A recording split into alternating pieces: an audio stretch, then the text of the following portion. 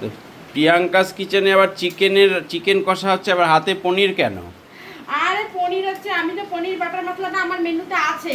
প্রথম অনেকদিন ছিল, তো আমি সব কিছু সামাল দিয়ে উঠতে পারি না। এত আইটেম যখন অর্ডার আসে আমি পাগল হয়ে যাই, কারণ আমি তো লোক রাখিনি, নিজে হাতে সবটা করি, রান্না থেকে শুরু করে সব কাজ নিজে হাতে করা আমাদের। তার জন্য বন্ধ ছিল। তো আজকে ভাবলাম যে একটু পনির আনি। তো এই দেখো পনিরের সাইজগুলো তোমার দেখাচ্ছি, দেখো পনিরগুলো কেটেছি। এখন আমি পনির বাটার মশলা রান্না করবো। এটা কি পনির? বাজারে যে কম দামি পনির পাওয়া যায় সেই পনির? না না, একদমই না, এটা ক্রিম পনির। ক্রিম পনির? তুমি ক্রিম পনির ব্যবহার করো?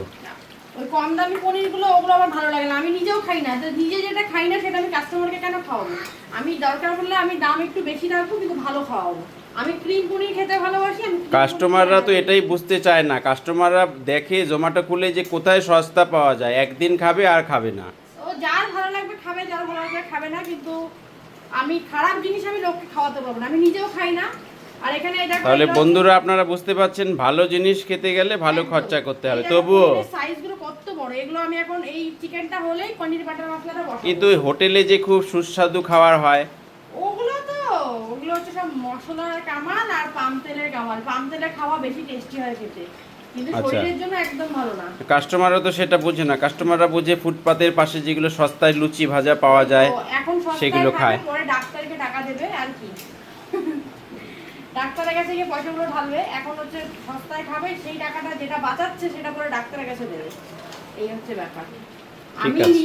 যেহেতু নিজে আমরা যা খাই আমরা তাই রান্না করি, ওইভাবেই রান্না করি, ওইভাবেই আমি কাস্টমারকে দিই। আমি এক্সট্রা কোনো কিছু করি না। কারণ এই চিকেনটা আমি আমাদের ঘরেও খাওয়াই, আমার ছেলে খাবে, আমি খাবো।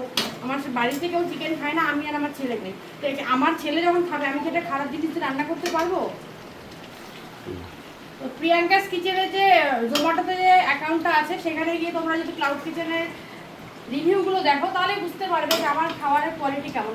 কারণ হচ্ছে যারা খেয়েছে তারা রিভিউ দিয়েছে, যারা খায়নি তারা তো জানবেই না কেমন। সেই রিভিউগুলো দেখলে তোমরা বুঝতে পারবে যে আমার খাবারের কোয়ালিটি কেমন বা খাবারের টেস্ট কেমন। ঠিক আছে, চলো টাটা। চিকেন আমার হয়ে এসেছে, দেখো লেগ পিস। আমি সবসময় চেষ্টা করি লেগ পিস দেওয়ার, সবসময় থাকে না, কিন্তু যখন অ্যাভেলেবেল থাকে আমি যে অর্ডার করুক, সে পরিচিত হোক অপরিচিত, আমি লেগ পিস দিই যখন অ্যাভেলেবেল থাকে। সবসময় তো লেগ পিস থাকে না, কারণ আমি তো চিকেন সবটা তো লেগ পিস আনতে পারি না, আমাকে সব রকম পিস মিলিয়ে দিতে হয় কাস্টমারকে। সব রকম পিস মিলিয়ে কি দিই,